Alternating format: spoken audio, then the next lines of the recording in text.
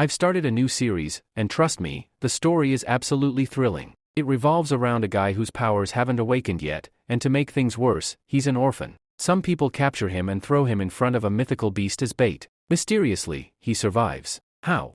Well, that's something the story gradually reveals. Eventually, he begins to tame mythical beasts, one by one, and by the end, he becomes a god. What happens after that?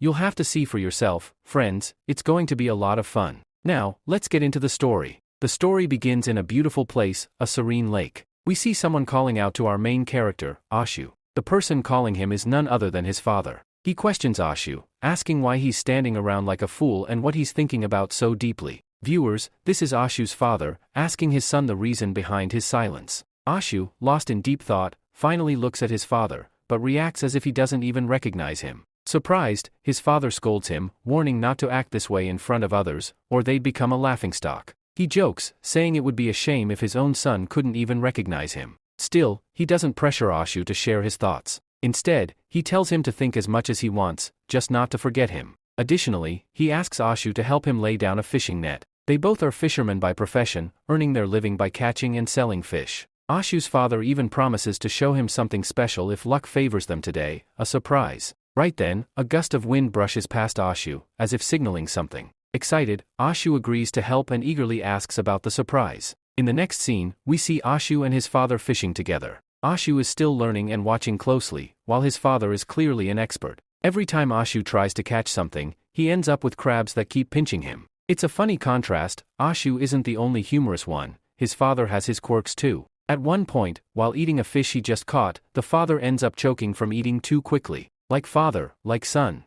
Their bond is heartwarming. Time flies, and before they realize it, evening has arrived. Suddenly, Ashu spots a rare fish, a red carp. Seizing the moment, he jumps into the lake without even using a net. But once underwater, the fish is nowhere to be found. Not only that, the entire lake seems to be empty. There isn't a single fish in sight. Then, something even more mysterious happens. Ashu feels stuck. His body stiffens up, he can't move, and the breath he was holding starts to fade. He needs to surface but can't. Desperate, he calls out to his father. The scene cuts, and the screen fades to darkness. Ashu suddenly wakes up in the middle of the night. It turns out, everything was just a dream. But when he opens his eyes, he realizes he's tied up, his clothes are torn, and he's lying on the ground. A stranger greets him, relieved to see him awake. This old man is Xiao, standing beside another character named Mr. Jiheng. Xiao taunts Ashu for dreaming about his father, saying it's a shame considering what Ashu and his father supposedly did to him. Ashu demands to be untied and threatens to inform the village about his captivity. But Xiao ignores his pleas and instead praises Mr.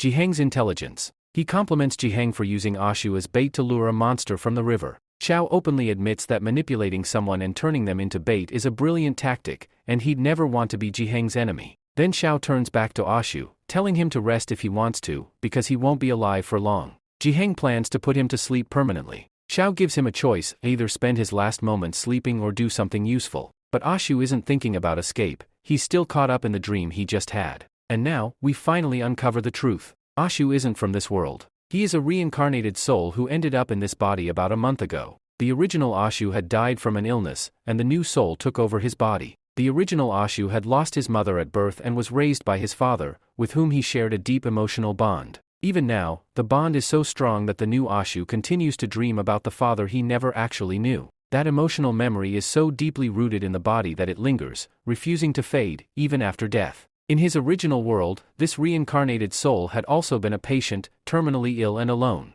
Watching other patients being visited by family made him feel deeply envious. Now that he's in this new world, a month has passed, and he's gradually adapting to Ashu's body. But here's the twist, Jiheng tricked him. Ashu only intended to guide Jiheng to the lake, not to be used as bait. Now, he's caught in a trap. During his time in this new world, he discovers that this world is unlike anything he knew. It's filled with extraordinary things, especially powers. In this world, people can cultivate their powers to reach new heights. These people are called cultivators. But it's not just humans, monsters and animals can also cultivate and evolve using the same methods. Creatures that do this are given special recognition, making them just as powerful, if not more. In the middle of the chaos, Jiheng suddenly shouted, "He's coming.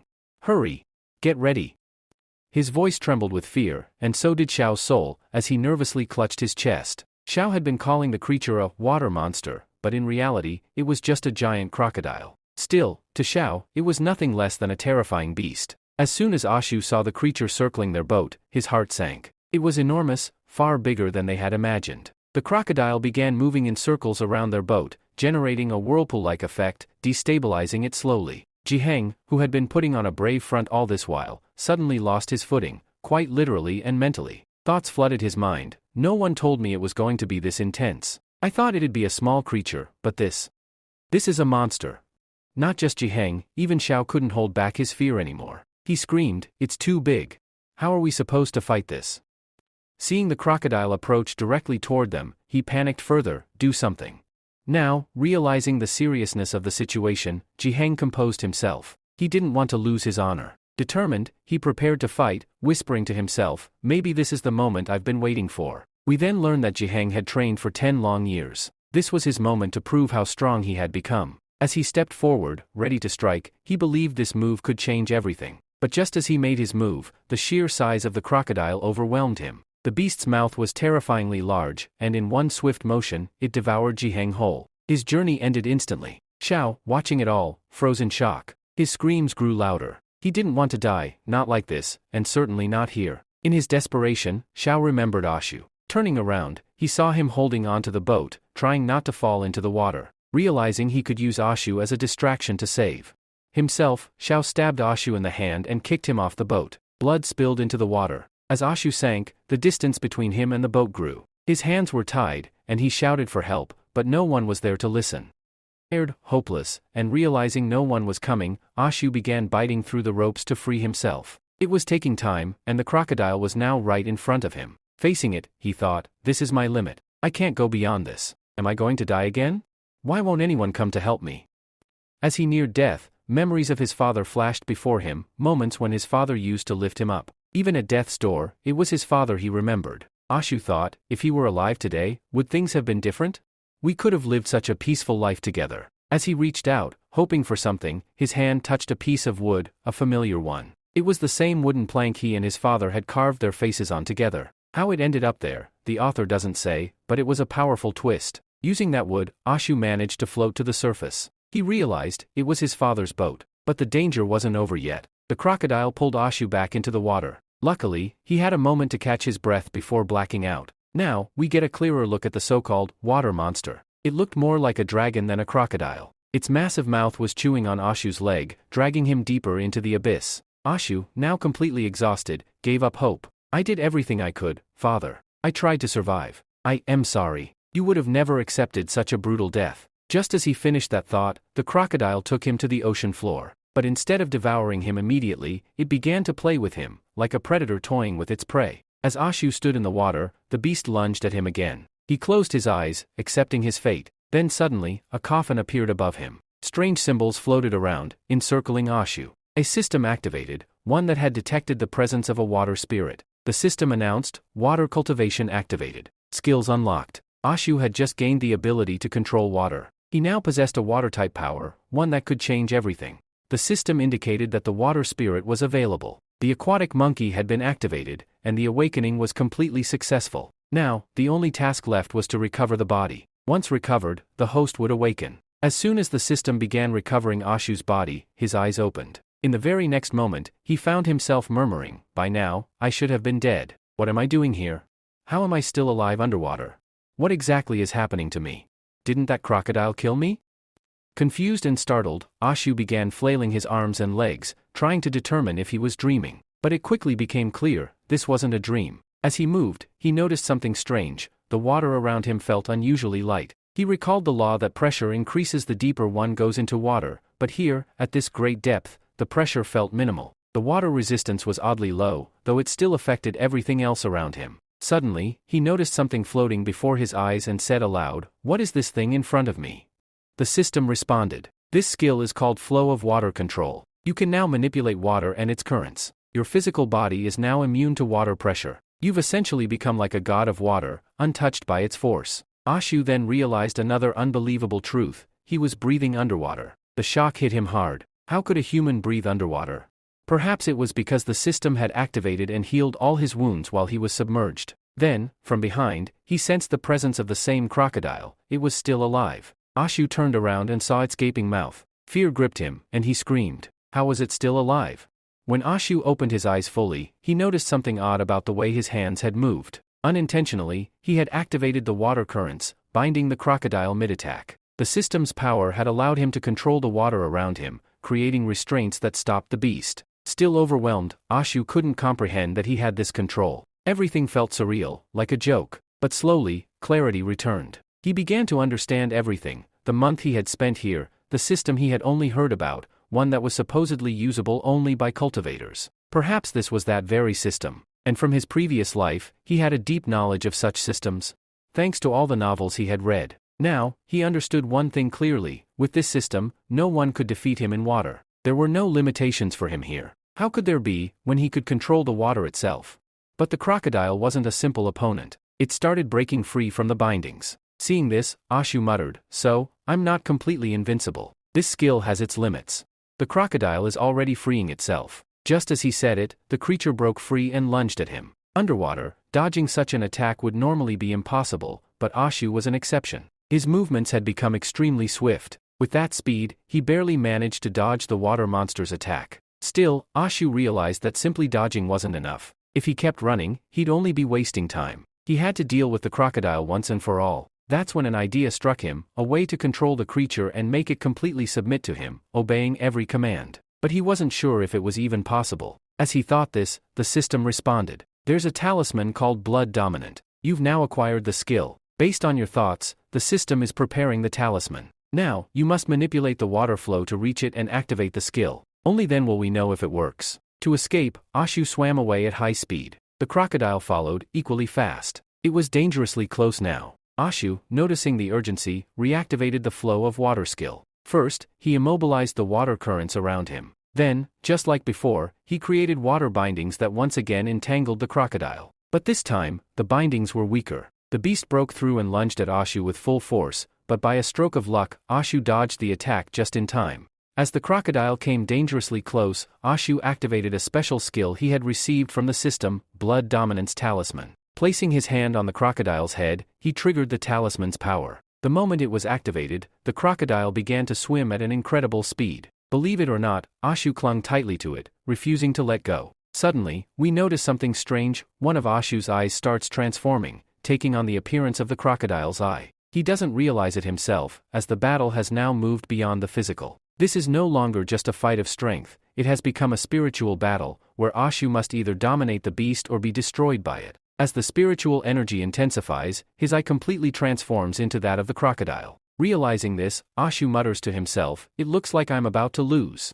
But then, a fire ignites within him. "No, I can't lose. I want to live. Let me live." In that moment of desperation, Ashu's power surges. With a fierce determination, he shouts internally that he will not let this beast go until it submits to him. As he says this, he channels the full force of his talisman, drawing from the spiritual energy that now flows abundantly within him. This newfound strength gives Ashu the edge he needs. The scene then shifts. Above the water, we see Ashu emerging, gasping for breath. Exhausted but elated, he realizes he has survived an incredibly difficult underwater battle. Breathing heavily, he looks up to see the crocodile staring at him. From the look in its eyes, it's clear: the beast has submitted. Ashu has accomplished something monumental. Some details about the crocodile's stats are revealed at this point. Viewers are encouraged to pause the video to read them. Having fully tamed the beast, Ashu now commands it: it must remain in this lake and obey his every order. Whenever he calls, it must swim, no matter how, directly to him. The crocodile nods in agreement. Ashu, now mentally recovering, notes that a spiritual connection has been formed between them. While his energy is currently low, and he might not be able to summon the beast from a great distance,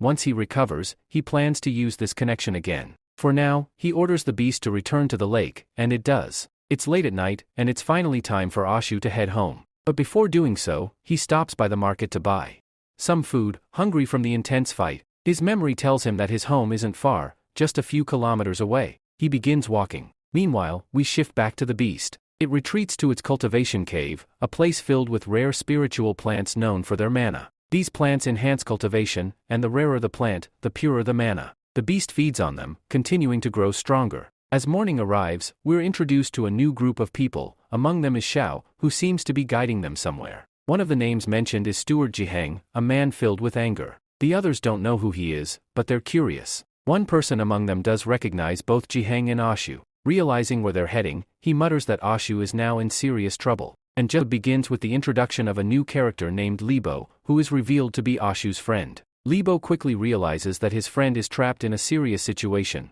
one he won't be able to handle alone. As the scene shifts back to Xiao and steward Jiheng, we see them standing in front of Ashu's house. Xiao, with a twisted look in his eyes, mutters to himself that if Ashu is dead, he'll take everything the boy owned. After all, it's only fair, considering how much trouble Ashu had caused him. Steward Jiheng, on the other hand, genuinely believes he might be able to defeat the monster this time. But he also blames Xiao for the current state of things, wondering what kind of training he had been doing for the past 10 years that led to this failure. Suddenly, Xiao kicks the door open and storms into the house like a thug, as if the place belonged to him. But what he finds inside completely shocks him. Ashu is alive, sitting there unharmed. Stunned, Xiao points at him and demands, "Why aren't you dead? How are you still alive? That beast should have devoured you by now. I threw you in myself, how could you possibly survive?" Steward Jiheng hears part of this exchange, catching only the words related to death and murder. He dismisses it as nonsense, thinking Xiao is just growing old and senile. He believes older people often throw accusations around without thinking, so he chooses to ignore it. But Xiao is clearly shaken, his secret is on the verge of being exposed. Desperately trying to cover up, he agrees with Steward, saying, "Yes, you're right, I am getting old. But this is Ashu, the very one I brought you to see. I didn't even know he'd be here at his house." Upon hearing Ashu's name, Steward Jiheng becomes furious. He turns to Ashu and says, "So you're the Ashu we were coming to see. Still alive? Looks like fate doesn't want you dead yet. It wants you to suffer more, live a life of humiliation and disgrace." Xiao, nodding in agreement, adds, "Exactly. The heavens know how to deal with a man like him. He'll continue to be humiliated until his punishment is complete. This is his divine retribution." Steward then orders his men, "Catch him. Bring Ashu to me." His men waste no time. They grab Ashu, who is utterly confused. "What are you doing here? Why are you grabbing me? Where are you taking me?" he protests. Suddenly, he is punched hard in the stomach, not by anyone else, but by Xiao himself. "Shut up, you scum!" Xiao yells. "Still running your mouth?" He doesn't stop there. He blames Ashu for the death of Master Jiheng, claiming that it was Ashu who took him to the brink of death and returned alone, leaving Master Jiheng to perish. Xiao keeps pushing the blame and even goes so far as to call Ashu a murderer. "You killed the man who was brought here to save the village. You've caused a huge loss, and you'll have to pay for it. Because of you, the monster is still alive, still threatening us." Finally, Ashu, who has had enough of the false accusations and humiliation, fights back. "Look, old man, I know exactly what you're trying to do here, but was it really me who caused Master Jiheng's death? You were there, weren't you? Why are you lying just to hide your own truth? How much longer will you keep putting lies on my head? Both of you used me as bait. Master Jiheng didn't die because of me, he died because of you." These words ignite Zhao's fury. He shouts, "Shut your mouth. You don't know your place. You dare to speak after killing a man? Do you understand the weight of what you've done? Your words will only bring you more punishment, from us and from the divine. You're not even human anymore. You're a monster in human form, a monster who brings death to others." The moment the word monster is heard, we are taken into a flashback. Ashu, in his past life, was alone, an orphan. With no parents, he grew up abandoned and unloved. Society treated him like a freak, like something grotesque. People avoided him as if he were a disgusting creature. Even without knowing him, they kept their distance and judged him harshly. He was mocked for not having parents, and when things went missing at school, fingers were always pointed at him, not because of evidence, but because he was an orphan. Logic didn't matter to people, they just needed a scapegoat. Some bullied him at their homes, others laughed at him openly, and a few mocked him just to appear cool, without a thought about how he might feel. This constant hatred eventually broke Ashu. One day, he simply accepted what they called him. If they saw him as a monster, then a monster he would become. That transformation began when a bulky student mocked him. Ashu merely looked at him, and the student exaggerated, shouting, "Look, look! The monster is staring at me." Then he challenged Ashu, saying, "Come on, hit me if you're so dangerous. Hit me." And that one sentence shattered the last of Ashu's restraint. Ashu punched the boy so hard that blood spilled from his mouth. For the first time, Ashu felt a strange satisfaction. No one dared to mess with him after that. So now, when something similar begins again, Ashu doesn't bother hiding his power. What's the point?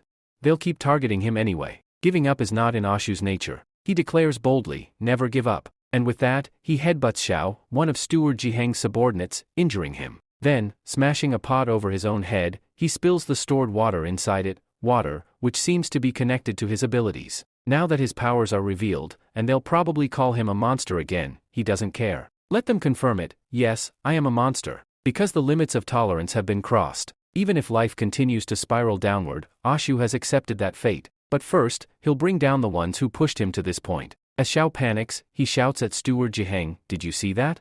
A monster attacked me in front of you. Hurry, kill him.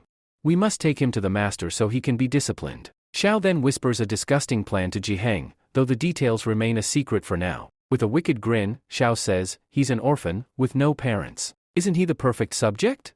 Steward Jiheng agrees, saying, "You're absolutely right. Ashu, I'm adopting you, as my son. You'll come with me. I'll completely change your life. And if you refuse, I'll break your legs so you can't even take care of yourself. You'll be forced to live a miserable life." The townspeople watch this horrifying scene unfold. It isn't the first time they've seen someone being adopted like this, not for love or care, but for something more sinister. People in the village have been disappearing, and suspicion points to the Jiheng clan, who adopt people and take them away, never to be seen again. Amidst all this, a new character enters, furious. He demands, "Who dared to lay a hand on Ashu?" It's the village chief, summoned by Libo, because even he knew he couldn't handle this alone. The chief confronts Steward Jiheng and shouts, "Have you forgotten that the village chief is still alive?"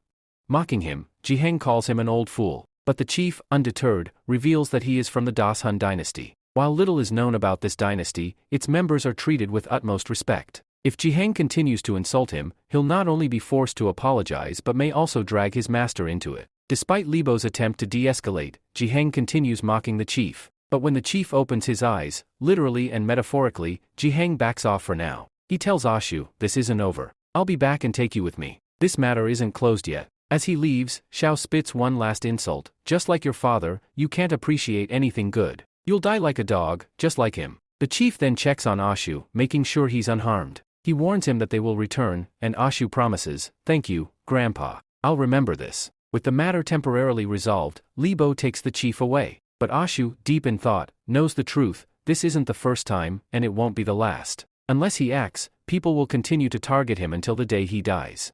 Later, Ashu walks to the lake, determined to fix his shortcomings, because until he does, he can't grow. And if he doesn't grow, the world will keep beating him down. Today, fate has given him a chance, and he knows, if he misses it, he'll never be able to face the future. He prepares to summon his crocodile, just as the system instructed. He now has enough spiritual energy after resting. The water begins to ripple as he summons the beast. Then, a surprise. From the water emerges a much smaller crocodile than expected. Ashu stares, stunned. "Where did my huge crocodile go?" he exclaims. "What's this tiny thing doing here?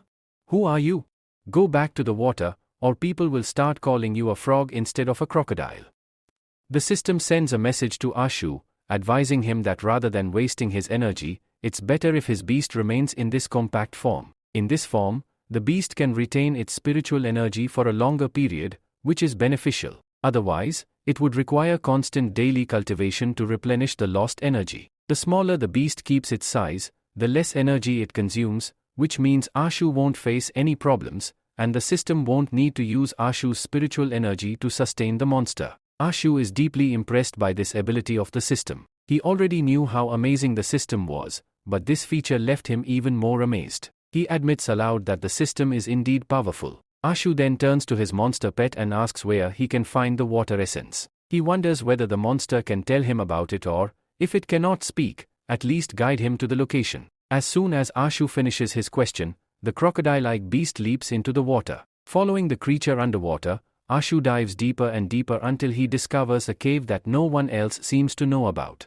An underground water cave, hidden from human curiosity, or else people would have likely ruined it too. As Ashu moves aside some underwater vines, he is left in awe. What he sees ahead are spiritual plants, overflowing with mana. There are so many of them that if Ashu tried counting, it would take him all night. Among them are even legendary spirit plants that Ashu had only heard about, never seen with his own eyes. Thanks to his monster pet, he's now able to witness them firsthand. When Ashu touches one of the spirit plants, the system immediately activates. It informs him that the plant contains water essence, which it has successfully detected. If Ashu chooses to absorb it, the system will grow stronger along with him. Ashu then begins explaining that these spiritual plants aren't the only special things in the world. Many other elements naturally absorb spirit and mana, and each of them contains extraordinary energy. These spirit plants are examples of that, marked by their unique properties. Unlike normal plants, these are infused with spirit and mana,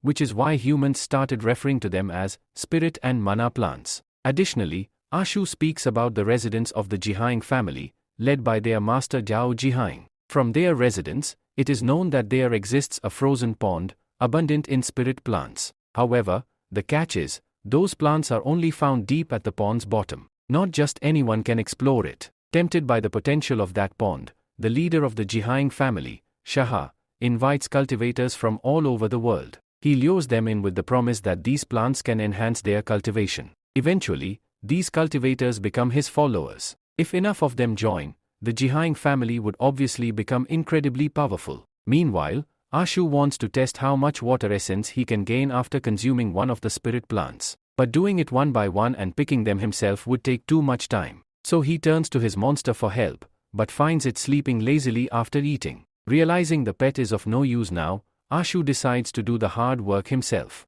Still, he acknowledges that if not for his monster, whom he decides to name Crawdy, he would never have discovered these spirit plants. What do you think about the name Crawdy?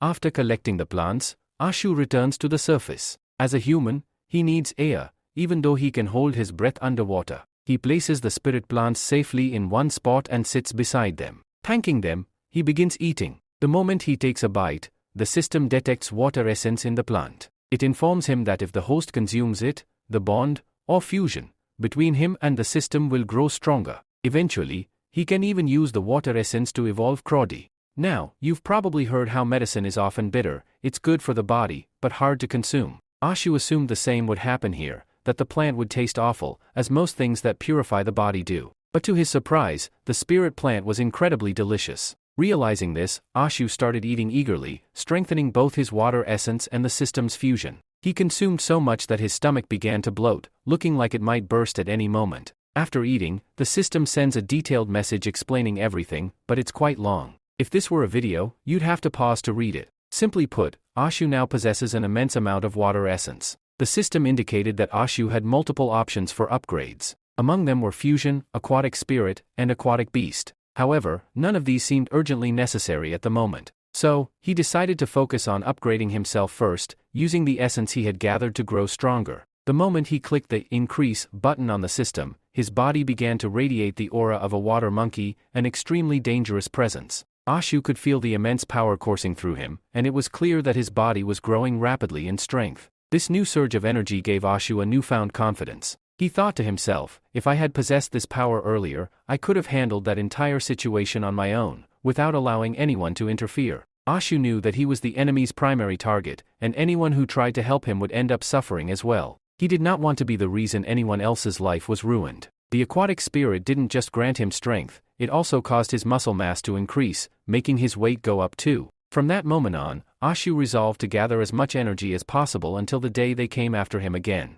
He would take his time, no matter how long it took. That day, however, he had absorbed more energy than usual. If he tried to take in any more, it would harm him instead. After all, even overeating can have negative effects. Since he couldn't get any stronger at that moment, his thoughts drifted toward the future, especially his financial situation. With his father gone, he was now responsible for his own living expenses. It wouldn't be easy, but he had no other choice. If he wanted to survive, he had to find a way. Autumn was also approaching. In that season, crocodiles typically became sluggish due to reduced blood flow and often went into hibernation. That meant Ashu couldn't count on help from his small crocodile companion during autumn. Just as he was thinking about this, a fish dropped beside his feet. Surprisingly, it had been thrown there by the crocodile itself, who had gone out and caught a fish for Ashu. Ashu was stunned. He had been worrying about earning money and had just called his croc lazy, but here it was, proving him wrong. Smiling, Ashu looked at his little companion and said, "So you re not entirely lazy after all.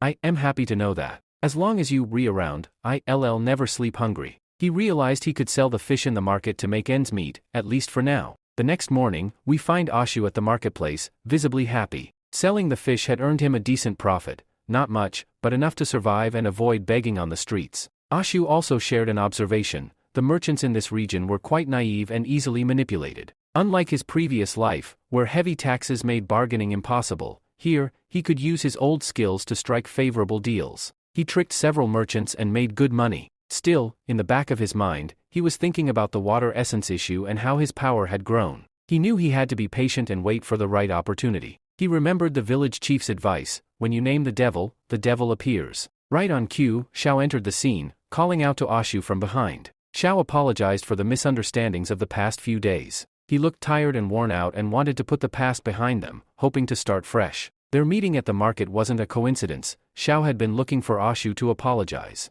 He even invited Ashu to his boat for a meal, suggesting it would help strengthen their bond and bury the grudges. He assured Ashu that it would just be the two of them, no one else, so they could talk freely. Ashu smiled wickedly to himself. This might be a golden opportunity, he thought. He agreed to the meeting, curious about Xiao's intentions. The story then jumps into the past. We see Xiao suffering terribly, and the root cause was none other than Jiheng. Xiao had once supported Jiheng's team, but now they were treating him harshly. Recently, several experiments had gone wrong at the mansion, resulting in multiple deaths. Medical materials were in short supply, and by medical materials, Jiheng meant human test subjects. This clarified what Xiao had whispered to Jiheng earlier. He had suggested adopting Ashu, but his true motive was to offer Ashu as an experimental subject. Jiheng approved the idea and promised Xiao a personal recommendation to become immortal if he succeeded. Xiao, thrilled by the promise, accepted eagerly and even said he would deliver Ashu the next day. Jiheng leaned in and assured him that the immortality promise was real. That drove Xiao nearly insane with joy. This was his dream. He even tore off his clothes, revealing strange symbols etched onto his body. Letting out a chilling scream, Xiao seemed to mutate into something monstrous, like a zombie, and declared that no one could stop him from becoming immortal. The scene then returned to the present. It was evening, and Ashu and Xiao were sitting on the boat. Xiao pointed out how beautiful the scenery was, no other ships in sight, just peaceful water and sky. He told Ashu that the food was ready and that once they finished eating, all their conflicts would be over too, but Ashu had his doubts. He asked Xiao if he was telling the truth about there being no other ships nearby. Xiao calmly responded that he understood Ashu's suspicion and didn't mind it. He admitted his past mistakes and repeated his apology. Xiao then reassured him again. He had already checked, and there were no ships nearby. Then, we see Xiao's sinister inner thoughts. Of course, drink this, eat this fish. No one will hear you scream. Don't worry, my plan is to make sure your cries go unheard. It became clear, Xiao had poisoned the food. Just as Xiao's plan was revealed, Ashu stood up, furious. Now it was his turn to act. He used his ability, shocking Xiao, who asked in fear, "What are you doing?" Ashu unleashed his water ability and forcefully pressed it onto Xiao's face, making it hard for him to breathe. Naturally, humans can't breathe underwater, and Xiao started suffocating. His breath grew heavier, and within moments, he passed out in front of Ashu, but he wasn't dead yet. The scene opens. In the dead of night, we see someone opening their eyes again, meaning Ashu didn't kill him completely. However, the person's condition is critical. As he regains consciousness and tries to move, he realizes he has been tied up with ropes, completely immobilized. Panic sets in when he notices Ashu sitting right in front of him. Ashu begins to speak and eerily repeats the exact same words Xiao had once said to him during the first episode. When the roles were reversed, Xiao had tied Ashu up with similar ropes. Ashu calmly tells him, "You can sleep if you want, because you don't have much time left. Don't worry, I won't disturb you like you did to me." Xiao is now terrified. He demands to know what Ashu wants, why he tied him up, and what his intentions are. Ashu shakes a pouch and says that the money inside was given to Xiao in exchange for bringing Ashu to the Jiheng family. That means Ashu was the real target all along. Now that Xiao's plan has failed, Ashu claims the money as his own compensation. After all, he was the one being hunted. Xiao starts shouting in fear, asking what Ashu intends to do with him. He tries to explain, but Ashu ignores him. Xiao begs like a desperate man, but Ashu remains unmoved. Then, Ashu starts questioning him. Does Xiao recognize the place they're in?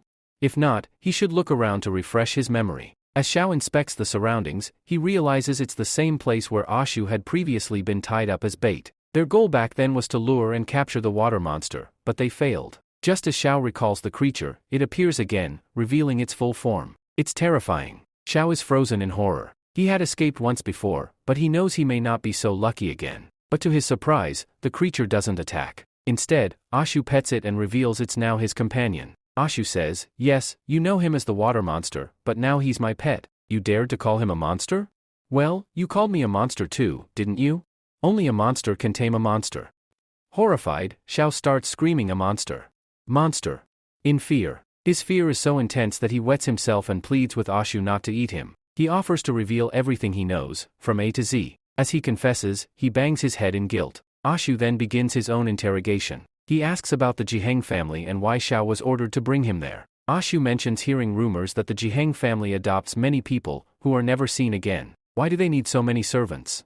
Now standing at the edge of death, Xiao spills the truth. The people taken by the Jiheng family are used as medical materials. They are trying to create an immortality pill, which requires refining a human being into a pill. Many are cooperating in this horrifying scheme, targeting orphans or people with no one to look for them. Upon hearing this, Ashu is furious. He accuses Xiao of helping the Jiheng family in these atrocities. Xiao admits his wrongdoing but insists he was forced. He says he had no choice, refusal meant death. But Ashu isn't moved. Enraged, he calls Xiao the Jiheng family's pet dog and says letting him live would be a sin. Ashu picks up a stone, ready to kill him. Xiao pleads for one last word, but Ashu strikes him anyway. Ashu says, now that you know I am a monster, and you've seen things you shouldn't have, I can't let you live. You'd expose everything, not just to the world, but even to people I want to protect. I can't allow that. Ashu feels no regret. If he hadn't killed Xiao, he would have been taken to the Jiheng mansion and possibly drugged. Killing Xiao was the only way to survive. Afterward, his crocodile drags the body into the water.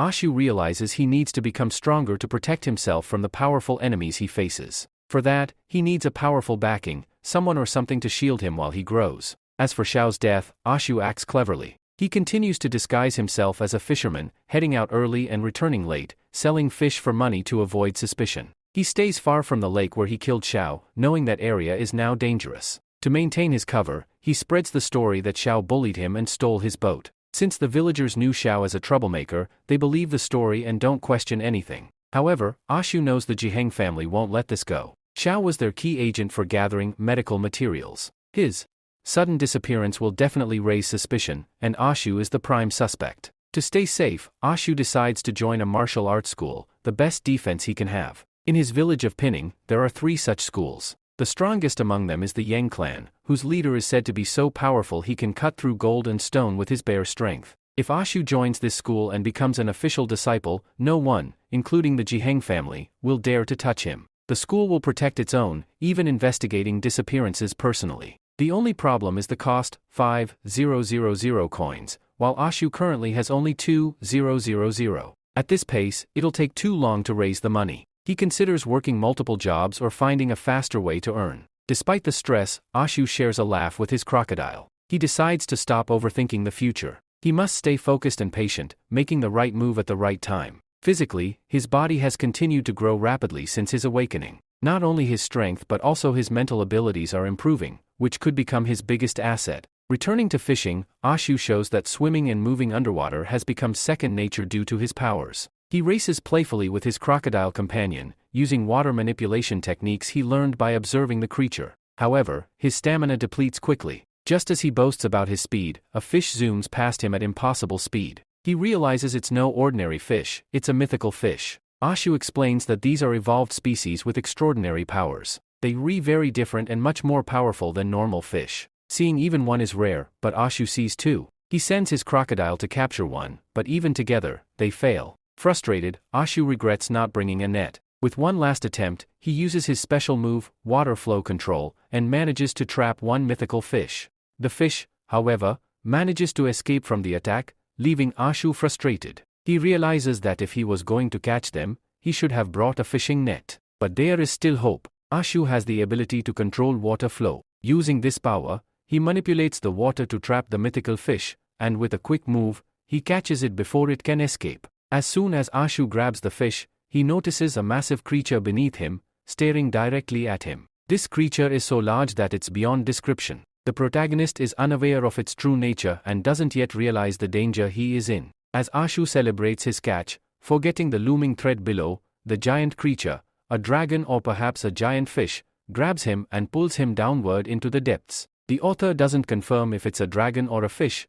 but for now, let's consider it a dragon. The dragon drags Ashu deeper and deeper, its size and anger evident. Eventually, it releases Ashu and stares at him with fury. Ashu struggles to see the creature clearly in the deep waters but feels a growing sense of fear. To his shock, this creature turns out to be a massive catfish. This catfish is incredibly fast, and Ashu is having difficulty predicting its movements. The catfish creates a water ball in its mouth, preparing to attack. Ashu, using his abilities, manages to shatter the ball with a well-timed strike, preventing the attack just in time. However, the catfish becomes even angrier, speeding toward Ashu before he can react. The catfish lands a blow on Ashu and mocks him, laughing at him. Ashu is infuriated, wondering how a fish could possibly laugh at him. But Ashu soon realizes that he is not alone. Kroko arrives just in time and, using his tail, lands a powerful slap on the catfish's face. The catfish recoils in pain, its tongue hanging out. Kroko doesn't stop there.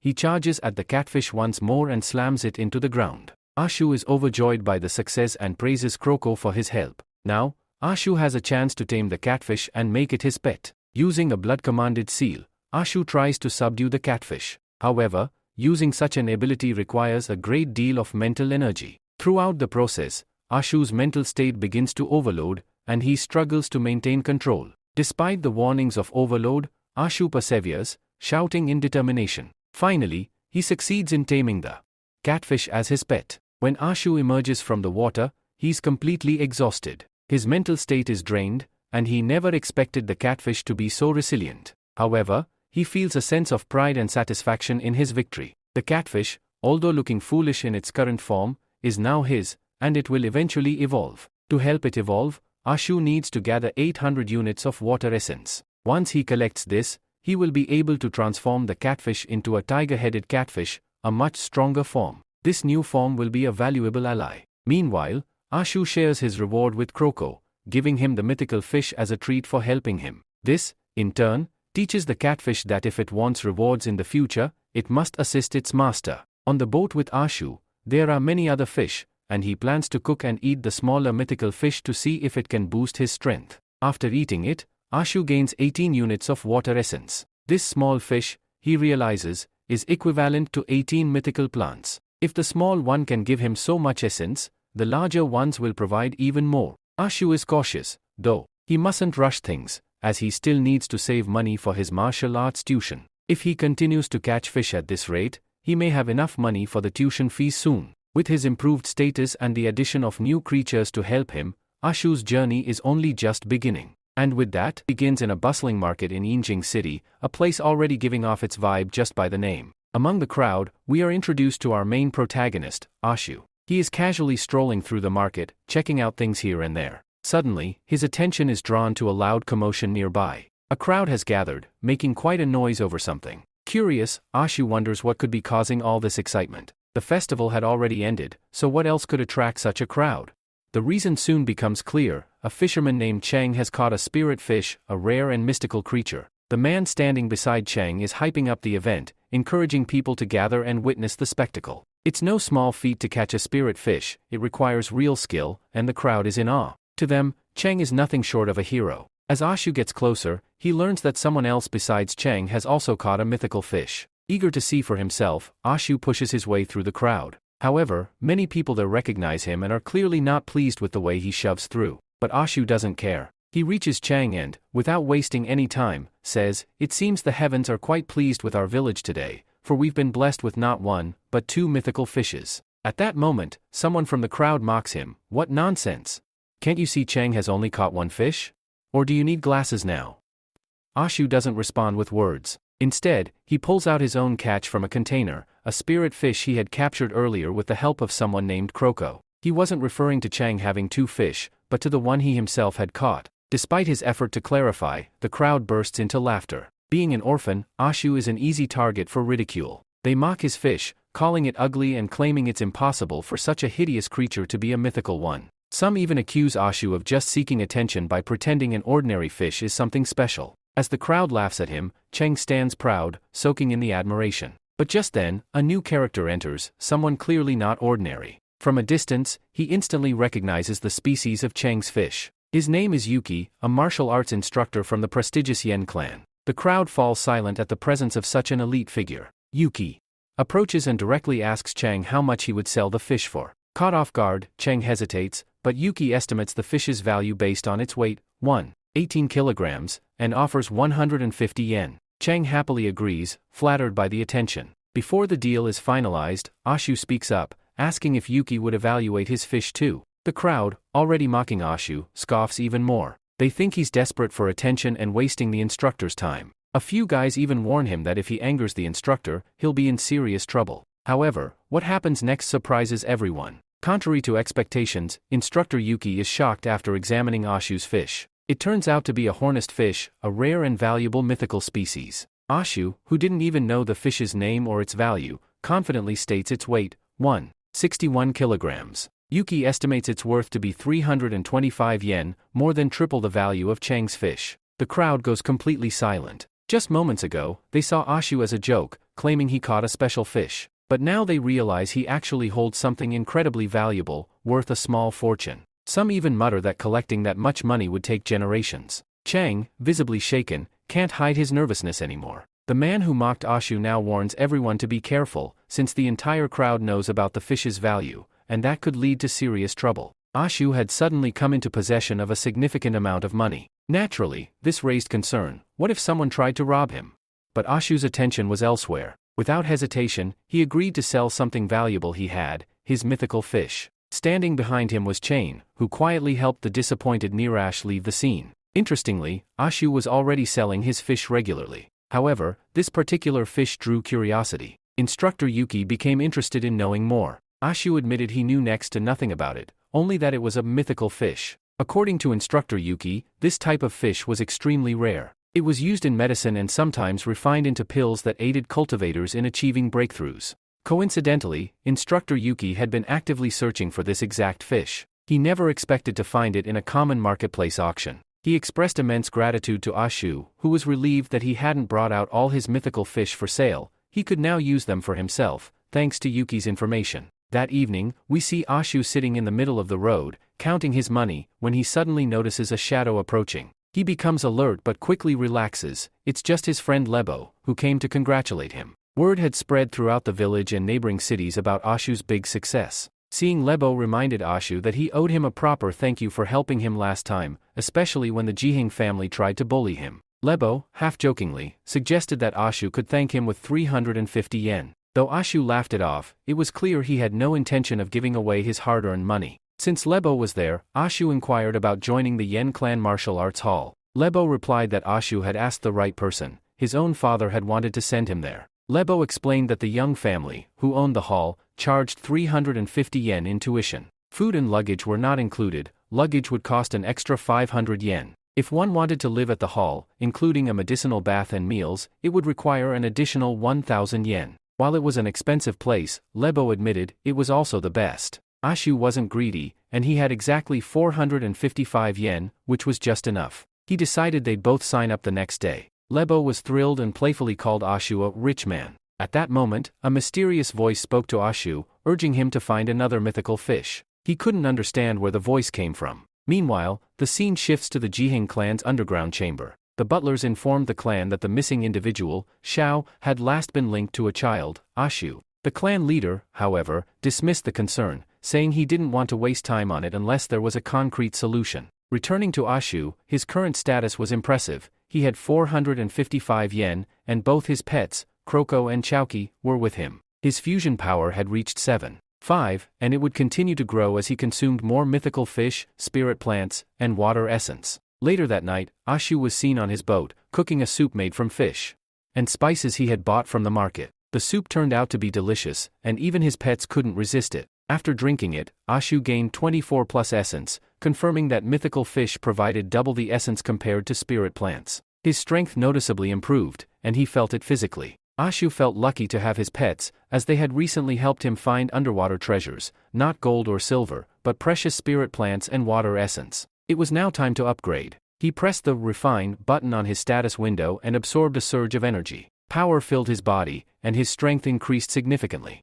He wished he had a sparring partner to test it out. He also realized his ability to control water was evolving quickly. However, he would also need to evolve his pets, which required 799 water essence each. He took out the mysterious coffin seen in the first chapter, clearly the source of his powers. Its origin was still unknown. The coffin had carved images. One side showed a Een dragon, another an ape, a chimpanzee-like creature, and the remaining sides depicted godlike beings with serpent or dragon lower bodies. The most mysterious image was of a black-robed emperor. Ashu knew pondering these mysteries would get him nowhere for now, so he focused instead on his next step, getting to the martial arts hall as soon as possible. The next morning, Ashu and Lebo traveled in a carriage toward the young martial arts hall. Compared to Ashu, Lebo was much more excited. They arrived at Pinyang town, which was visibly more advanced than their village. The food, dolls, and people were vastly different. However, they were being watched. Some of the same people from the previous crowd were now in town, waiting to rob Ashu.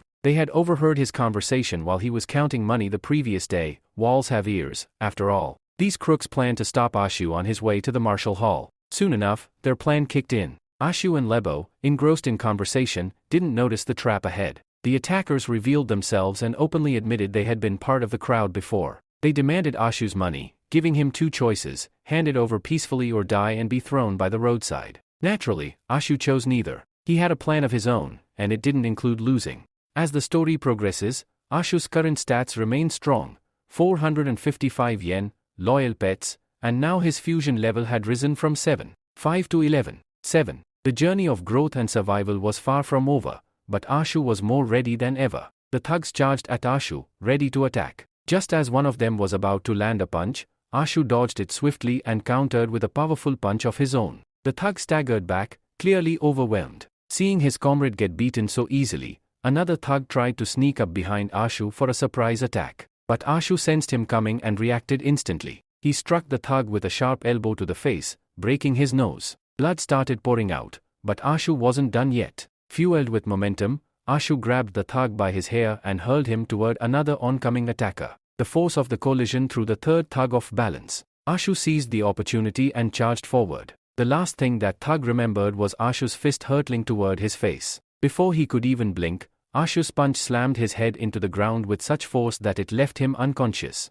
Watching this entire fight unfold, Ashu's friend Lebo was stunned. He couldn't believe how quickly Ashu had ended the fight. His speed and precision were unlike anything Lebo had seen before. Within a few decisive moves, Ashu had handled all the attackers, and he had done it without needing anyone's help. As the dust settled, the scene shifted to Ashu, who was quietly reflecting on his abilities. He knew deep down that his water attribute was enhancing his physical strength to an extraordinary level. If his physical abilities hadn't improved because of this, he would have long lost his money and possibly more to those thugs. He was not only powerful but also extremely pleased with the results. Meanwhile, Lebo came running toward Ashu, full of questions. He wanted to know how Ashu had become so strong in such a short time. After all, they were close friends. They didn't spend every moment together, but it hadn't been that long since their last meeting. Now Lebo was desperate to know Ashu's secret. After watching the fight, he even felt that Ashu didn't need a master at all. But Ashu wasn't ready to reveal the truth, not even to his best friend. The reality was just too complicated to explain. To brush off the conversation quickly, Ashu simply said, "I think I'm a genius. Honestly, even I don't fully understand how I pulled that off." Then he added, "Let's move quickly before more thugs show up. If we get delayed because of them, we'll miss our admission deadline. There's a strict time limit, and we can't afford to miss it under any circumstances. So stop standing around and let's go." Though Ashu ended the conversation, Lebo's curiosity only grew. He wasn't satisfied with the vague answer at all. Still, they both made their way to the Yang clan martial arts hall, where the scene continued. Upon arriving just in time, they were greeted by a man named Song, who bore a striking resemblance to Master Yuki. Song, though senior to both of them, introduced himself in a friendly manner and told them they could call him Elder or Brother Song, whichever they preferred. He seemed pleased with both titles. Without wasting time, Ashu and Lebo began calling him Brother Song, as suggested. Song then led them to the instructor who would explain the details of their test and talk about what it truly means to be a warrior. Soon, they were introduced to their new master, Brother Yuki. Brother Song reassured them not to worry, as Brother Yuki was a direct disciple of Master Yang, the head of the Yang clan. Everything Brother Yuki knew, he had learned directly from the top. But when Ashu laid eyes on Brother Yuki, he was shocked. He had seen him before. Brother Yuki was none other than the man who had once bought the mythical fish from Ashu during his own breakthrough moment. For Lebo, this was his first time meeting Brother Yuki, so he didn't feel the same surprise. But for Ashu, the connection ran deep, a sign that their journey was just beginning, and many hidden truths were yet to be revealed. When Brother Song turned around after hearing a voice, he was surprised to see that he actually remembered Ashu as well. He said, "It's you." Brother Song then asked, "Wait, do you two know each other?"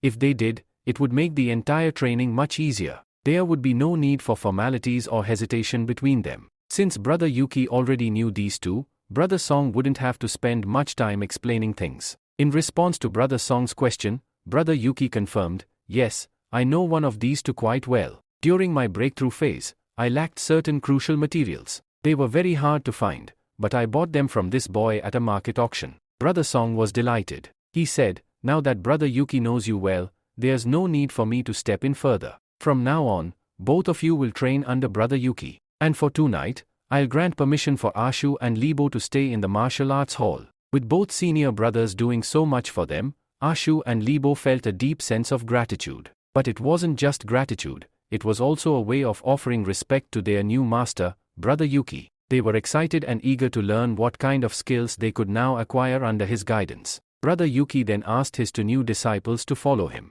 Though he had accepted them as his disciples, he still had a few personal tests he wanted to conduct. The first test was related to bone structure, a way to determine how strong their bones were. Naturally, Ashu and Libo had no idea what this meant, since they were just beginners. Seeing the nervousness on their faces, Brother Yuki reassured them, "I can sense your nervousness, but there's no need to be afraid. I'm with you. You don't have to worry." He then explained that once they passed the instructional tests, he would be able to determine exactly what kind of cultivation path was perfect for each of them. He wasn't doing this for free, they had paid him, and in exchange for that, he would give them the right guidance. Hearing this, Ashu asked a question that had been bothering him. "We still don't really understand how many types of cultivation arts there are. Could you explain them to us while we walk? Just the basic principles?"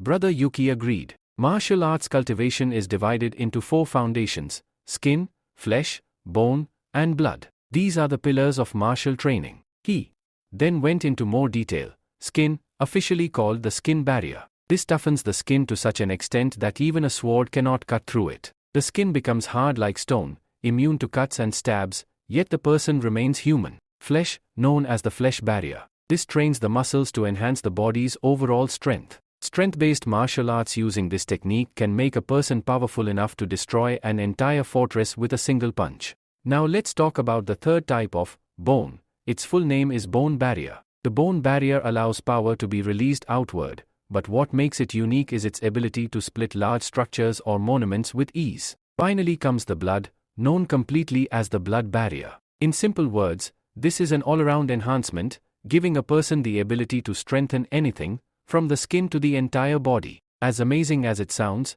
achieving the blood barrier is equally difficult. There's just one word that defines the path to mastering it: refinement. Reaching this level isn't for an average person because every human has a limit, and to break that limit, one needs special aids, like a medicinal technique or a refinement pill. When Brother Yuki explains that achieving the blood barrier requires 2 core components, a technique and a medicine, curiosity sparks on Ashu's face. Brother Yuki elaborates that these 2 methods are exactly what help define martial arts techniques. For instance, he introduces Ashu to the 3-fist techniques of the young martial hall. With the right guidance and training, one can even reach the level of a god. This realization shocks Ashu deeply. Later, when he asks about the role of medicines, Brother Yuki explains in simple terms, "The journey may seem easy at the start, but it becomes harder as you go forward. These medicines help keep you moving ahead, making your journey smoother and more achievable." He compares it to climbing stairs. You might climb many steps,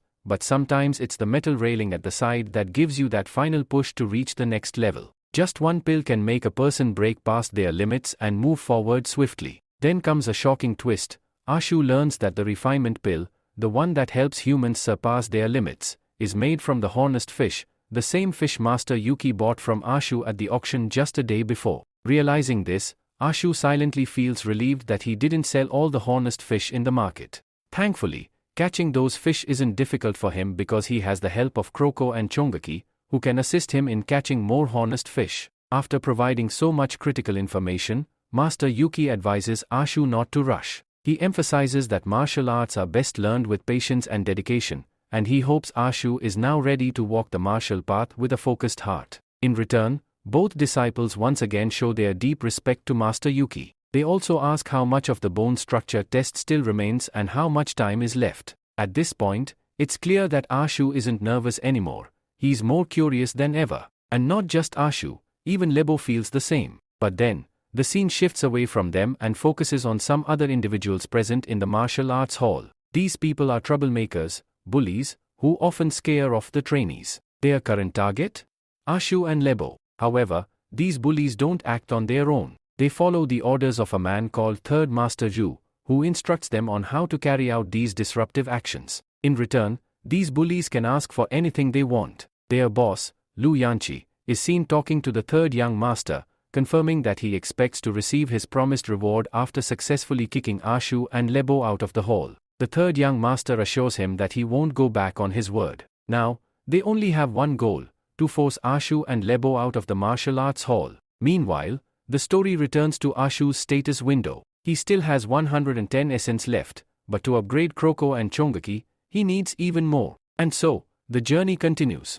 Butler Ji Heng, who is reporting to his master about a certain boy, our protagonist, Ashu. Ji Heng explains that although the boy is only 15 years old, he has an exceptionally refined body. He also reveals that Ashu is an orphan, which, in their eyes, makes him an even more suitable candidate for what they intend to do. Through their conversation, we learn that third young master is of the same age as Ashu. Physically, there isn't much difference between them. But what's unsettling is that Ji Heng appears to be preparing all of this entire process, not for Ashu's benefit, but for the young master's body. The true meaning behind Ji Heng's intentions remains unclear, but one thing is evident: if they can manage to capture Ashu and send him for refinement, then their long-standing goal will finally be within reach. This is something Ji Heng has been enduring immense stress to accomplish. We are introduced to Sir Zhao, a man who confirms that all these actions are, in fact, for the sake of the young master. His body has always been incredibly weak. The creation of a vital pill using the body of someone the same age is deemed nearly impossible. But now, by chance, an orphan like Ashu has appeared, perfectly matching the required age. To them, he's the perfect target. What seemed impossible before is now within reach, thanks to Ashu's arrival. Sir Zhao even says that Ashu is, without a doubt, the best material for creating the vital pill. However, one obstacle still stands in their way. Zhao has discovered that Ashu is about to join the Yen clan's martial arts hall. If Ashu successfully enters, capturing him will become extremely difficult. It won't be impossible, but it will require great caution. They want to avoid any confrontation with the clan's leader, which could escalate into a full-blown war over a single act. Meanwhile, another mysterious figure is secretly watching both Ji Heng and Sir Zhao from the shadows. As Ji Heng finishes explaining the plan and departs, he tosses away a picture of Ashu. It's at this moment the audience realizes the shocking truth. The weak-bodied young master they've been referring to is none other than Yuan, the boy who, in the previous chapter, tried to expel Ashu and Lebo from the martial arts school with the help of some bullies. Yuan is desperate, determined to obtain the vital pill at any cost, even if it means resorting to cruelty. He openly declares that he will eliminate anyone who stands in his way. The scene shifts back to the Yen Clan Martial Arts School, where the test results have just been announced. Lebo is shocked. No one expected Ashu to be ranked as a first-class bone talent. It's almost unbelievable. Lebo himself is of upper-middle-class talent, not bad, but nothing extraordinary. The revelation that Ashu, of all people, possesses such rare talent deeply unsettles him. It's one thing to lose to a friend, but it's a whole different pain when that friend turns out to be significantly better than you. It's a hard pill to swallow, especially in a school setting. Ashu, trying to clear the air, calmly explains that maybe he just has more talent than Lebo. He didn't cheat, after all. As he begins walking toward the training field, tired of Lebo's complaints, he invites him along. Lebo, though surprised, agrees. Upon arriving, Lebo recognizes someone, Chang, a person from their village. The tone in Lebo's voice suggests that he's not happy to see him. When he questions Chang's presence,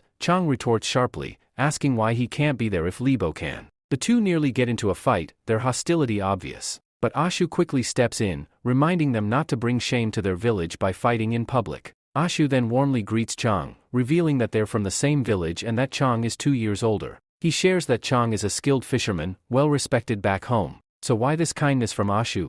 It turns out that the original owner of Ashu's body had a close bond with Chang. That's why Ashu feels comfortable talking to him. Ashu asks if Chang came for admission too, and Chang confirms. He adds a serious note: this world runs on power. If Ashu doesn't grow stronger in the coming weeks, he'll be crushed. That's the harsh reality. To chase strength, Chang sold all the fish he caught and traveled here. No clan is more powerful than the Yen clan, and this is where he intends to grow. After hearing this, Ashu suggests they move quickly since Brother Yuki has already started the training session. Lebo also warns that they'll be late if they waste any more time. The three hurry off together. The next scene begins with the training session, where many disciples are seen working hard to build strength. But when the focus shifts to our three characters, Ashu, Libo, and Chang, it's quite the opposite. They're struggling so much it's almost comical, like someone trying to force out a bowel movement. Seeing their condition, Brother Yuki stops them and announces a break. The training will resume in the afternoon, so they should rest while they can. While we don't know about the other disciples, it's clear that our trio of misfits is completely exhausted. Libo had reached a point where he confessed that this was the first time in his life he put in so much effort, and yet he already felt like giving up. Hearing this, Chang mocked him and said that this is exactly what he had expected from him. Just then, a few people approached them. They noticed the three of them sitting together and commented that they smelled like fish due to their sweat, implying they were newcomers. These people were their seniors, and honestly, that's nothing unusual. Incidents like this happen in everyday life, where someone gets targeted for no reason. These seniors continued mocking them, calling them fishermen, because of the odor. Things escalated when the seniors began demanding money from them, simply for being allowed to stay there with their stink. Naturally, the comment crossed a line. Libo stood up, furious, ready to retaliate. But Chang, despite looking foolish, acted maturely and tried to stop Libo. He reminded him that fighting here could cause trouble not just for him, but for Brother Yuki too, who was their master. Ashu, who had been silent so far, realized that in his current state, he wouldn't be able to handle these three thugs alone. But if he really wanted to get rid of them, he had to find a solution fast. Seeing that the boys weren't going to pay up, the senior stepped forward and threatened them with a fight. He said he'd gladly fulfill their wish since he had already mastered the basics of the skin barrier, and wanted to test his strength on them. He wasn't planning to take the fight seriously though, because he intended to return later to test his power again. If he enjoyed it, this wouldn't be his last time. Ashu, hearing this, muttered to himself, if they were in the river, he would have tested the skin barrier too. But just the mention of it made Libo's legs shake with fear. At that moment, Brother Yuki arrived to protect them. As soon as Yuki raised his voice against the bullies, they were visibly shaken. His mere presence was enough to scare them. Brother Yuki told them that if they had nothing better to do, they could go practice their postures somewhere else.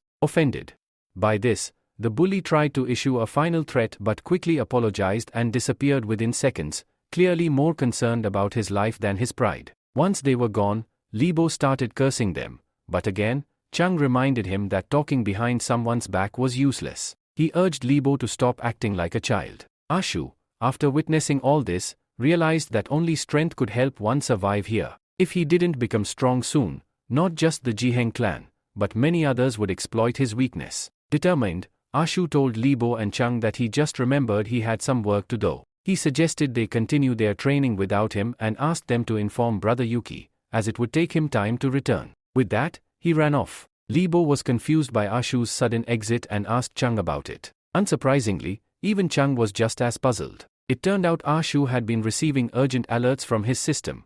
The Lotus Field pond was in danger, and enemies had arrived. Ashu couldn't afford to lose it, as the pond wasn't just a tool for his training, it was his base, his lifeline. He was determined not to let it fall into enemy hands. Night fell. Libo and Chang were still waiting for Ashu and discussing his absence. Libo seemed more anxious than Chang, prompting Chang to ask why he was so worried. He speculated that Ashu must have his own reasons for being so late. While their conversation seemed calm at first, they slowly began to get frustrated with each other, because neither agreed with the other's point of view. Then, someone called out to them. It was that same bully again. He believed it was fate. Every time he wandered around, he found these two alone, again and again. And now, with Brother Yuki not around, it was the perfect opportunity to teach them a lesson. Both Libo and Chang were terrified. This time, there would be no help from Brother Yuki. The senior bully, who couldn't finish what he started earlier in the day, was now fully determined to complete it tonight.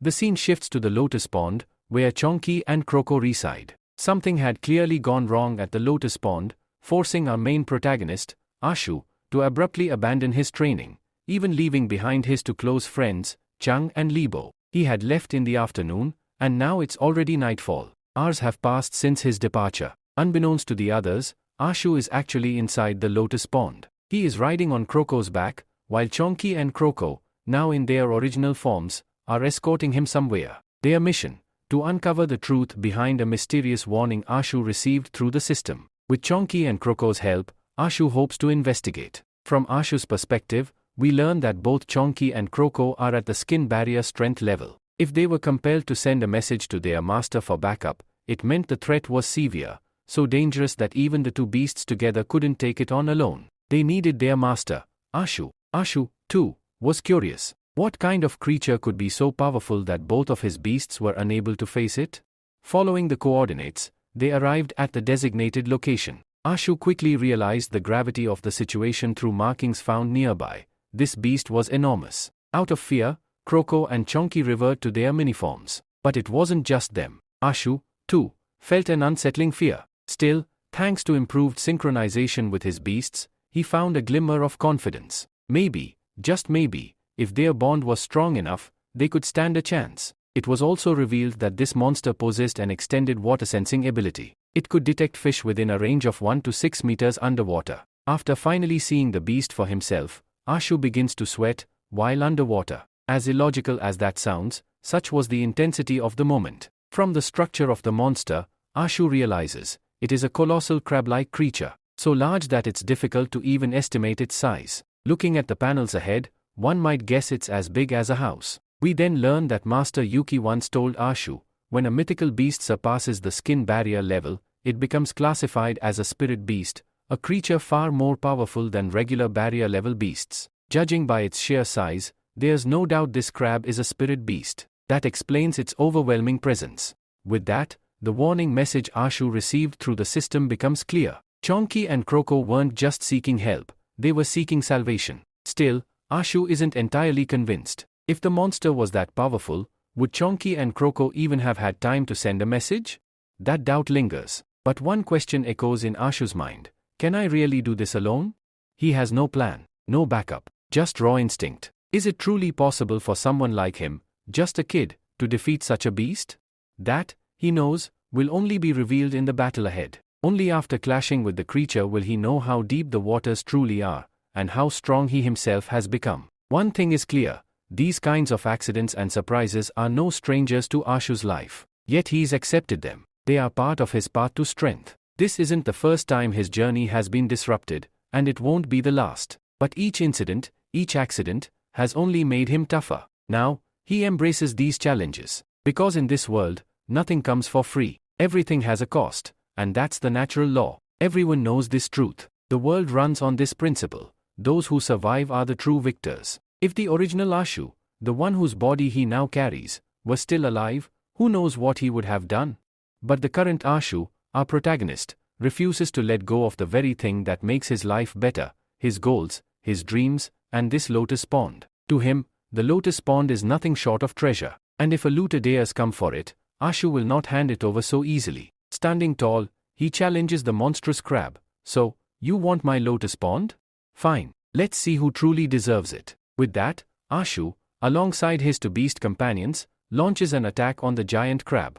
On the other side, we see Cheng being beaten up by his senior, and shockingly, without any reason, the senior hits him violently, and eventually, we understand that the senior had no personal issue with Cheng. He was actually looking for Ashu. Since Cheng wasn't with Ashu, the senior decided to use force to get information out of him. Cheng, however, didn't know anything about Ashu, and even if he did, he wasn't going to say a word. Nearby, there's a brick, seemingly appearing out of nowhere, which Cheng picks up and smashes on his senior's head. This only enrages the senior further. He kicks Cheng in the face, then steps on him with full force, saying, "I'll never let this go. Looks like you are dying to meet death, Cheng. You are literally inviting it." He then calls his friends to guard the gate because he wants to spend a little more time torturing Cheng and Li Bo, and not just physically but mentally as well. He had already beaten Li Bo so badly that he too lay on the ground, helpless, just like Cheng. Once his friends leave to take positions at the gate,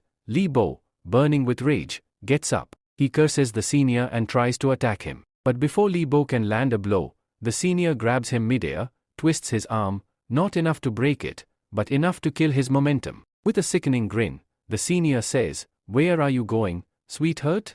Wait, I was having a conversation with your friend. Don't worry, your turn is coming. But since you are being impatient, let's start with your friend. I love seeing you both so frustrated." He then grabs Cheng by the hair and lifts him up, saying, "You know what I hate most about you?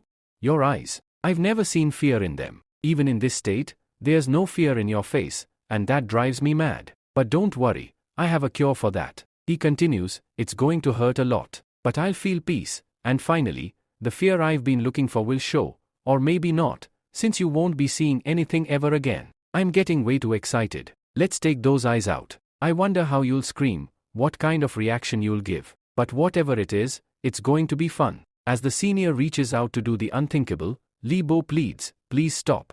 Don't do this. Let my friend go. What you're doing is inhuman. Aren't you afraid of what might happen next? If there's even a shred of humanity left in you, stop this. I beg you. But the senior doesn't stop. His fingers reach Cheng's eyes, and the moment they do, Cheng screams in agonizing pain. His cries echo, chilling to the bone. Still, the senior shows no mercy. He had already made it clear that he despises Cheng's eyes and will do anything to shut them forever. He is enjoying the torture, saving every second of it. And just when things seem like they can't get any worse, a mysterious voice from behind commands, stop. What are you doing? We don't see the face of this person, but in the next part of the story, when it's uploaded, we'll find out who it was behind that voice. The scene shifts to the Lotus Pond, where Anshu was locked in an intense underwater battle against the mighty king crab. No one knew where this king crab had come from, but it began destroying the sacred Lotus Pond. These lotus plants weren't ordinary, they were spiritual in nature, and the crab was stealing and consuming them. As a result, it grew incredibly large and powerful. The Lotus Pond wasn't just important to the king crab, Anshu needed it too. He wanted to use the pond for his cultivation. But now, everything was in danger, his plants, his peace, and even the sacred plants. When Anshu launched an attack on the crab, he found that its indestructible shell wasn't harmed in the slightest. Even when he called for help from Kroko, their combined efforts had no effect on the beast. It was then that Anshu used his water flow technique to summon Chalky into the battle. However, managing three things at once, himself, Kroko, and Chalky, began to affect Anshu's mental state. Even so, he continued to fight. Eventually, Chalky delivered a powerful blow that knocked the king crab onto its back. For a moment, it seemed like Anshu was winning. But the victory came at a cost. His precious lotus plants were badly damaged in the process, which enraged him. In his anger, he lost focus on his surroundings, something the king crab took advantage of. The crab attacked Anshu from behind, slamming him hard. Blood spilled from Anshu's mouth. Still, it wasn't just Anshu who was hurt. The king crab had also taken significant damage. With fury in his eyes, Anshu stared at the creature and vowed silently, I will not let you leave this place alive. If I can't break your shell, I will find another weakness. The king crab charged again, but this time, luck favored Anshu. He dodged the attack and rejoined forces with Kroko and Chalky. Observing their coordinated attack, Anshu noticed something crucial. Whenever the crab was attacked at close range, it instinctively protected its belly using its shell. That had to be its weak spot. Anshu remembered a technique he had never used before because no enemy had ever pushed him this far. He could compress his water flow technique so intensely that it turned even an ordinary object into a deadly weapon. In this case, he chose a wooden spear. However, due to his drained mental state from controlling two beasts at once, he couldn't fully utilize the technique.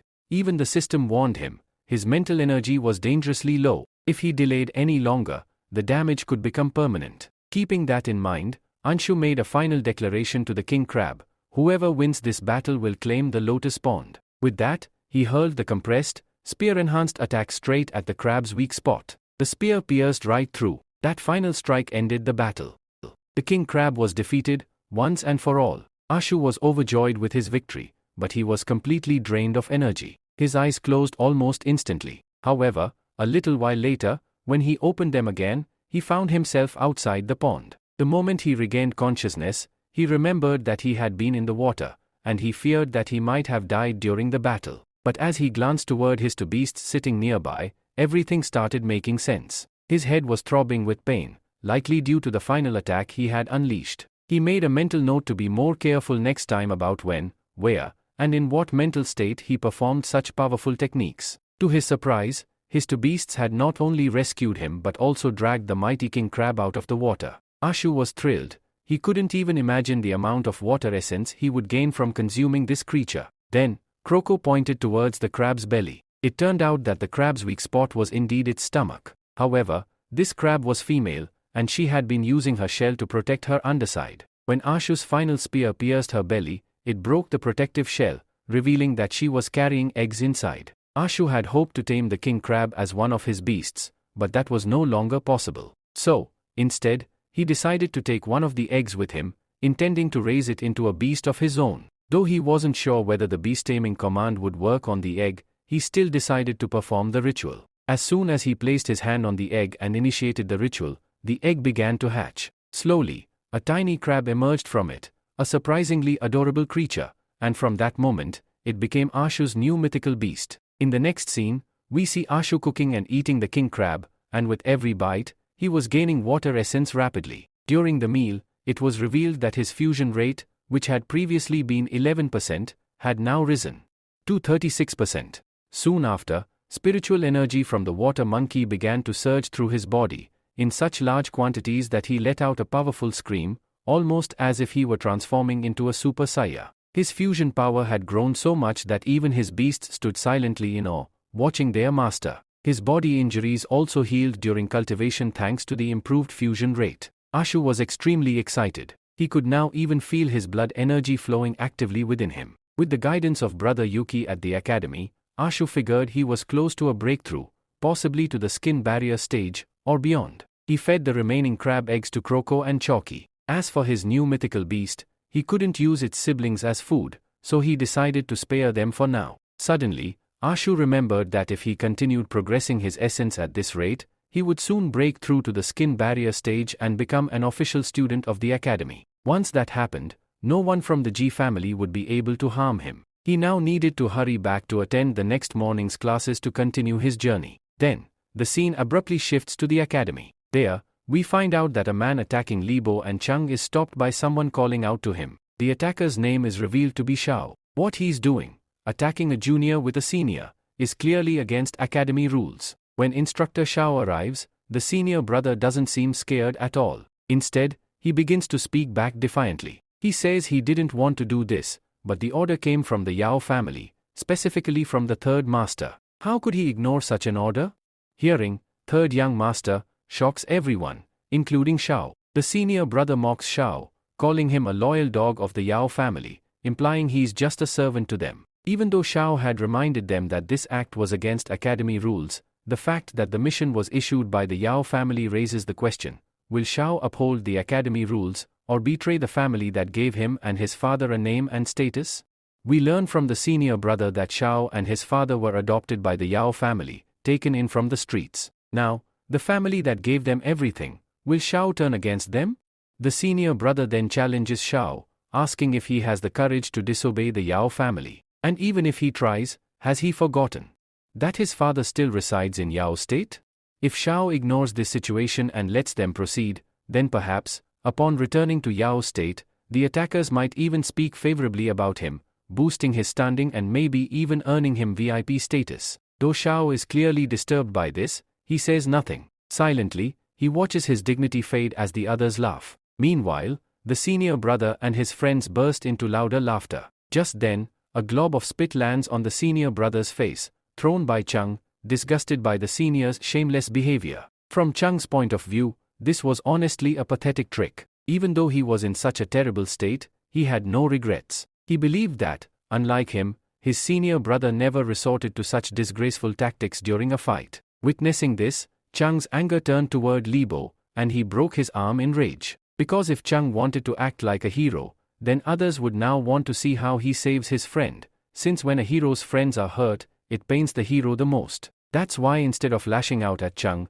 the anger is directed at Libo. And that's exactly what happened. Chung was furious but completely helpless. Later, the senior brother mocked him, questioning whether he really thought someone would come to his rescue. But Chung replied confidently, "Just wait. If someone even sees you here, you'll realize how deep the trouble really is." Just as the senior brother was about to respond, his friend suddenly came flying through the air and crashed behind him. He was stunned. Looking toward the direction from where the friend had come, it was none other than Ashu, filled with intense rage. Seeing the condition of Libo and Chung only added fuel to Ashu's fury. With eyes burning with anger, he vowed that he would knock out every single one of the senior's teeth, right in front of everyone. Meanwhile, up on the rooftop, two figures were quietly watching the fight. One of them was Brother Yuki, and the other was the leader of the Yen clan himself. No one knew how long they had been observing, but one thing was clear, Brother Yuki didn't want the Yen clan leader to personally intervene in the fight. Apologetically, Brother Yuki said that although he had achieved a breakthrough, the celebration party had unintentionally compelled the Yen clan leader to come. He admitted he never expected that the guy standing below could be so cold-hearted. To this, the Yen clan leader replied, "You're right. But this isn't his true nature. He's being forced into this, and if he doesn't act this way, it could cost him everything." Perhaps this was the reason he hadn't yet broken through to the blood barrier stage. A body without courage is like a corpse. If that's the case, Master, then we should first go help Ashu, said Brother Yuki. He hasn't been at the academy for long, and the person he's about to fight is far stronger. I doubt Ashu can win this one. You are not wrong, the leader replied, but wait, maybe the one you want to help doesn't even need it. The blood energy I'm sensing from him is quite interesting. Back in the battlefield, the senior bully laughed and said he was curious to see how Ashu, someone freshly enrolled in the academy, planned to break his teeth. Ashu replied, "You want a demonstration?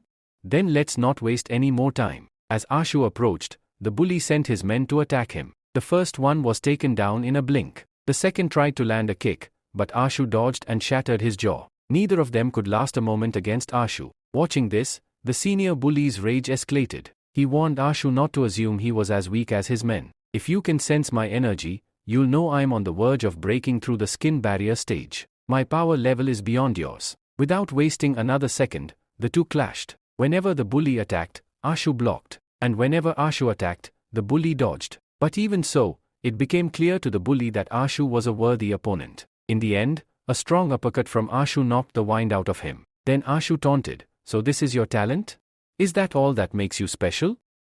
Enraged, the bully signaled to the boy standing behind him, who then stabbed Ashu from behind, repeatedly. He shouted at Ashu, reminding him of his status, calling him nothing more than a fisherman's son. "Forget winning this fight," he sneered. But Ashu wasn't done. With style, Ashu caught the attacker's hand midair and turned to the bully. "You are pathetic," he said. "If this is what you call martial arts, cheap tricks like this, then you have no place in this academy. Only cowards use such disgraceful tactics in a fight." And with that, he landed a powerful punch on the bully. The ground beneath them cracked from the impact. Ashu's rage still hadn't subsided. Seeing this, the bully's courage collapsed. Begging for mercy, he pleaded with Ashu to stay away. At the same time, an instructor who had been watching the entire scene, watching a student get brutally beaten, was finally forced to step in and attack Ashu. Just as the chaos begins to escalate, the leader of Clan Yen personally steps in and puts an end to the fight. Everyone who had sided with the bullies in the attack is expelled from Master Yang's academy. He then orders the instructor involved to return to his quarters, stating that they would discuss the matter privately later. This intense turn of events leaves Libo extremely nervous. It was his first time seeing Master Yen, and he feared that because of this mistake, he too might be expelled from the academy hall, just like the others. Even though he was merely defending himself, violence inside the academy was something Master Yen would never tolerate. Then, Master Yen calls out Ashu by name, confirming, "That is your name, right?" Ashu nervously replies, "Yes." What happens next is nothing short of a miracle for him. Master Yen expresses his desire to take Ashu as a direct disciple. This shocks Ashu completely, his eyes widen, and his legs almost give way beneath him. He never imagined that such a fate would befall him. Extending his hand, Master Yen reassures him, "Don't worry. There is no need to be afraid. From today onward, you are my direct disciple. But first, you need rest. There's a lot for you to learn." The scene then shifts to the young residents' quarters, where everyone is gossiping about the 9th disciple of the young family's leader. Rumors are that he is incredibly handsome, and all of these whispers are, of course, about Ashu. Soon, a cheerful young girl approaches Ashu, bringing him a set of nice clothes to wear. She even offers to help him dress if he's comfortable with it, but Ashu politely declines, saying he can manage on his own and that there's no need to worry about him. He's feeling much better now. The girls take his response well and leave with smiles, not offended in the least. It is revealed that this is Ashu's second week in the young residence. His injuries had taken 2 full weeks to heal, but now, he's no longer alone. He has brothers and sisters here, a solid support system. No one would dare touch him again. And this is exactly what Ashu needed in order to seek revenge against the Yao family. The next scene focuses on Brother Yuki, who is openly praising Ashu's recent fight in front of their siblings. The praise was well deserved. Ashu, who hadn't been in the academy for long, had managed to defeat someone at the skin barrier level with ease. That was no small feat. There were 2 others watching closely, the 4th senior brother, Jishev, and the 8th senior brother, Cheng Sang. Chang Sang, in particular, had taken a genuine interest in Ashu. Initially, even Jishev was interested, but brother Yuki had gone on and on about Ashu for 2 whole weeks. It was starting to get on his nerves. Meanwhile, the 6th senior brother and the 5th senior sister were also present. The senior sister teased Jishev, saying, "Are you jealous? Is that why you can't handle hearing compliments about him?" Jishev admitted that maybe he was, but not to that extent. Soon, the 3rd and 2nd senior brothers also joined the group. They were all clearly close-knit, and these were the brothers and sisters Ashu had referred to earlier. He now had a family. As the conversation continues, Ashu himself arrives. Brother Yuki sees him and exclaims, "Speak of the hero," and he appears.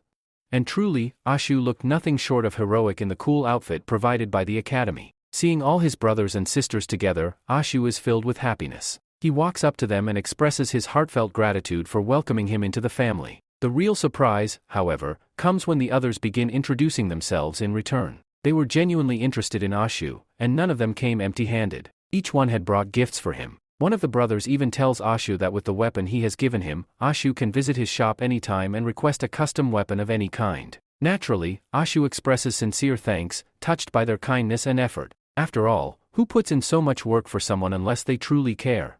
Finally, one of the senior brothers announces that since all the gifts have been delivered, it's time for them to head out, as they shouldn't keep master and mistress waiting any longer. After such an intense and emotional moment, the scene transitions to the Jo family. When the focus shifts there, we see their leader receiving shocking news. Xiao's body, which had been missing until now, has finally been found. However, the condition in which it was recovered makes it completely useless to them. Upon hearing this, their butler, Jiheng, is slapped hard, perhaps because he still hadn't come to terms with the gravity of the situation. The realization hits hard: if this news spreads outside, it could create a massive scandal. It could endanger the entire Jo family and potentially lead to their downfall. Jiheng, in his desperation, shifts the blame entirely onto Ashu, claiming that it was because of that child that they are now in this crisis. If it weren't for Ashu, they wouldn't have lost their testament, and none of this would have happened. This accusation enrages the leader of the Jo family, especially because it seems Jiheng still hasn't grasped the fact that Stuart is no longer an orphan.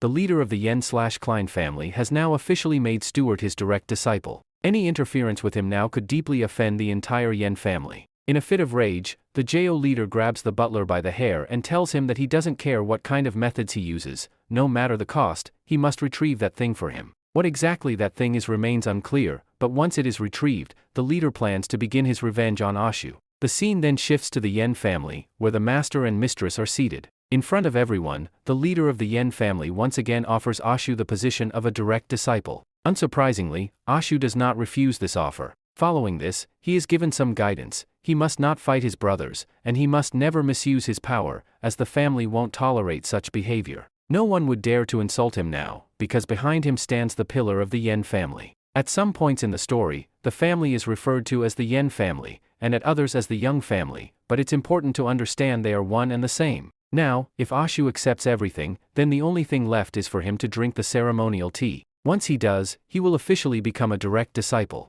And once again, Ashu gives his answer, yes, because this is exactly what he wanted all along. After some time, the scene returns to Ashu's old training ground. By now, word had spread among everyone familiar with Ashu that he had become the 9th direct disciple of Yen Clan's leader. People who knew him were overjoyed by this news. But more importantly, the bullies and senior brothers who used to trouble him daily had been expelled from the academy. This news enraged the young master of the Jo family. He had planned to get Ashu expelled, but instead, the very people he intended to use for that purpose were the ones removed. As this tension brews, the scene shifts again, now focusing on Brother Yuki and Ashu. Brother Yuki begins explaining cultivation and asks Ashu if he knows about the 4 barriers and the 7 paths. Ashu admits he only knows the 4 barriers: skin, flesh, bone, and blood. The 7 paths, however, were new to him. Brother Yuki then names them. Glopping horse grants the strength of a dozen horses to a cultivator. Wolf smoke enhances the user's energy daily, likened to the power of a wolf pack. Tiger hunt, once mastered, one's aura becomes so fierce that enemies feel like rabbits before a tiger. Stomping elephant, each step becomes so forceful that it shakes the ground, granting power equal to that of a war general. Heavenly dragon, this realm makes one powerful enough to destroy a nation single-handedly. Forge, details remain unknown. Transcendent rainbow, also mysterious, but the final realm makes the cultivator godlike. Ashu starts wondering, if he can reach the final realm, could he find a way back to the world he came from? Curious, he asks brother Yuki what realm their master is in. Instead of answering directly, Yuki counters with a question: how many holes does Ashu think are in Pinning Town? When Ashu guesses 3, Yuki reveals that the other 2 exist for powerful cultivators who can afford to stay in the town. Yuki then shares that the Yen family leader is currently at the Tiger Realm stage, unmatched in the entire town. Inspired, Ashu realizes he could use the system to climb quickly through the stages. Before ending the lesson, brother Yuki warns Ashu not to rush breakthroughs. The longer it takes, the more efficient and stable the breakthrough will be. Ashu thanks him sincerely, acknowledging that he deserves the gratitude. Determined, Ashu returns to his fishing spot, assisted by his mythical beast subordinates. Fishing becomes easy, but he still hasn't spotted the rare treasure fish. However, judging by his synchronization level, he's confident that eating a few more fish will help him achieve his next breakthrough. Suddenly, he hears a loud noise. A feather appears, followed by a whirlwind forming below. In the next moment, a massive toad and a phoenix are seen fighting mid-air, releasing immense energy that caused the tornado. Eventually, the phoenix wins, and the toad crashes into the water, creating a huge wave that hits Ashu's boat. Despite trying to protect his fish, the wave destroys both his boat and his catch, and Ashu sinks. Just as things go dark, he sees the phoenix still soaring above. A powerful scream follows, and Ashu, overwhelmed by a mental energy attack, loses consciousness. When he wakes up, he sees Crabbo, his mythical beast. Grateful to be alive, Ashu remembers the phoenix's scream was filled with grief, hinting that it might have been captured by an even more terrifying beast. Though empty-handed, Ashu feels lucky to have survived. Sensing his master's distress, Kroko pokes Ashu, trying to get his attention. When Ashu asks what's wrong, Kroko opens its mouth and gives him a crimson fish as a gift, allowing Ashu to resume his cultivation plan. Soon, the story shifts to blood energy. It is explained that the thicker one's blood energy, the stronger they are, not in terms of viscosity, but in how naturally and powerfully the energy flows through the body. As night falls, Ashu is at home, making soup and cultivating. He focuses deeply, powered by brother Yuki's gift. While cultivating, he recalls that to break through the cultivation gate, he must feel the warmth of energy inside his body. This energy refines his inner and outer body, step by step. He has now cultivated 49 times, reaching a 49% synchronization level. Though he hasn't yet achieved a breakthrough, he senses that something significant will happen at 50%. Unfortunately, the soup he had made to support his breakthrough has run out. He'll need to catch more fish again. Without realizing it, morning arrives. There's a knock on the door, 2 characters appear, Chang's father and Libo's father. The town warden saw Ashu entering his house the previous night and sent the 2 to check on him. Recognizing them, Ashu suspects they're here for something important.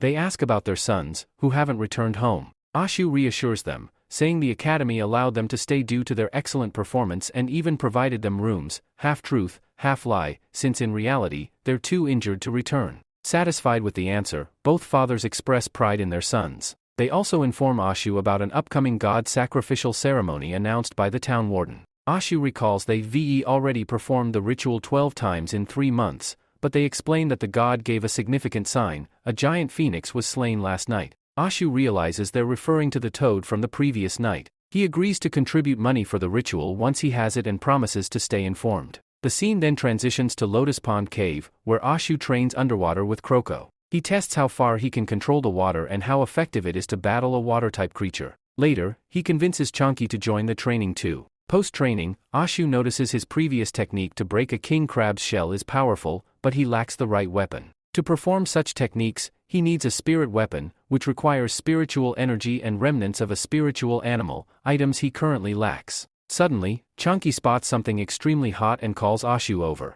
As Ashu lifts the stone underwater, he finds a phoenix feather, the same one he had seen during the Toad-Phoenix battle. It's radiant and rare, likely a valuable treasure. Ashu remembers that he was heading to senior brother Lu, a master weaponsmith. He decides to take the feather to him to find out whether it can be used to forge a weapon, possibly a rare item. Upon returning to Pinning City, Ashu searches for Lu's shop but gets lost due to the crowd. As he wanders, he sees a strange black smoke and decides to ask his senior brother about it, curious to know what is truly happening there. After arriving at his senior brother's blacksmith shop, we see brother Lu, who becomes visibly excited and happy upon seeing Ashu. He had always believed that Ashu would eventually come, though he hadn't expected it to be this soon. Without wasting any time, Ashu presents a pouch to him, saying that inside is an item he believes to be quite valuable. He found it that very morning by the lakeside and wanted to know what could possibly be made from it. One glance at the item, and Senior Lu bursts out, exclaiming, "This is a crimson fire feather. It's a treasure among treasures." Ashu wasn't surprised. It confirmed what he had already suspected, that the item was indeed valuable. Curious, he asked Brother Lu how he had recognized it so quickly. Lu explained that any blacksmith worth his name would never fail to recognize such an item. The feather, he said, belonged to a fire phoenix, a mythical beast. When the fire phoenix senses its life is in danger, it channels all its essence and spiritual energy into a single feather. That feather becomes the vessel of its rebirth, just like how a lizard drops its tail to escape and regrows it later. Listening to this, Ashu was overwhelmed. Holding such a powerful artifact in his hands made him realize it was far more valuable than he had imagined. But just as his excitement peaked, Brother Lu revealed that he was only joking. Yes, the feather was valuable, but not that valuable. It wasn't the crimson fire feather he had described so vividly. Ashu was clearly not amused. He then asked what should be done with the feather. Lu suggested that Ashu absorb its spiritual energy and then forge it into a weapon. However, the forging process would depend on the type of weapon Ashu wanted, and he needed to decide that first. Ashu didn't hesitate. From his previous battle, he had already made up his mind. He chose a spear. Upon hearing this, Brother Lu nodded approvingly. Spears, especially in the martial arts school, and more specifically in the Yen school, are considered versatile and powerful weapons. Effective at both short and long range, they are also notoriously difficult to master. Still, Ashu was firm in his decision. He requested Brother Lu to forge the spear using the feather's spiritual essence. Inwardly, Ashu could hardly contain his excitement. At long last, he was about to receive his very own spiritual weapon. Brother Lu promised to notify him once the spear was ready. Ashu, in turn, said he would compensate him handsomely. For now, he simply said, "Thank you." Just then, Ashu remembered something he had completely forgotten to ask, about the long black plume of smoke he had seen earlier. He pointed it out and asked his brother what it was. Suddenly, Lu's expression changed. It was as if Ashu had mentioned something forbidden. "That's the Fuana temple," he said. "It was destroyed this morning. The flames that consumed it were terrifying. And the source of that fire, it should not have existed."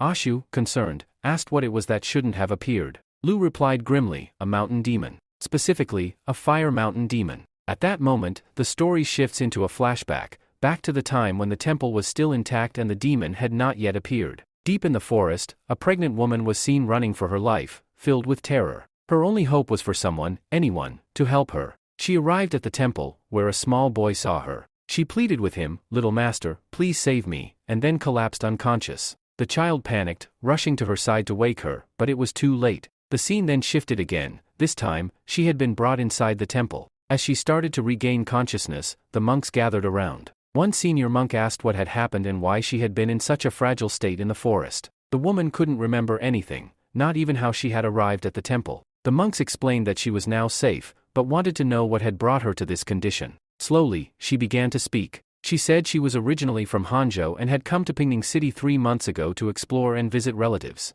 Unexpectedly, she was attacked by mysterious figures in cloaks. She couldn't tell if they were mountain bandits or members of some cult. They had blindfolded her and taken her to a strange, terrifying place. When the blindfold was finally removed, she wished they had kept her eyes covered. The place looked like hell itself. Even now, she couldn't forget that horrifying sight. Listening to her story, the monks grew alarmed. They asked if she had been kidnapped for a specific reason. She held her head, trembling. "They told me I was just a material for refining a pill." The horror of what she experienced flooded back, screams, fear, and nightmarish sights. She didn't even know why it had happened to her. "Why me?" she sobbed. Then, we are introduced to a man named Yi Yang, one of the masked captors. Even he seemed disturbed by what he had seen. "Why are their bellies so swollen?" he asked another man, Jiang. Jiang explained that the pill they were refining was called the Fatal Pearl of Elixir, taught by Lord Envoy. To make it, they fed people, men, women, children alike, with mountain ghost flesh. After 3 months, their stomachs would swell unnaturally. From these bloated bodies, the elixir was extracted, an elixir that supposedly granted immortality. Yang asked a haunting question: "What if someone is kept like that for more than 3 months?" Jiang was hesitant. "Their bellies hatch," he said grimly, "like eggs." When asked what hatches out, he did not answer. But what happens next paints a chilling picture. We return to the temple, where the young boy, carrying food for the woman, knocks at the door. Receiving no answer, he cautiously enters. He thinks she's asleep, but as the breeze shifts, he notices something on the floor. Blood. Suddenly, strange, guttural noises echo through the room. When he turns, he sees the woman, only half of her body remaining. The other half lies grotesquely on the bed. The boy is paralyzed with fear. The food falls from his hands. A drop of blood hits his head. He slowly looks up. There, towering above, is a demon, wearing a garland of human lungs. Its eyes, fixed on him, were horrifying beyond words.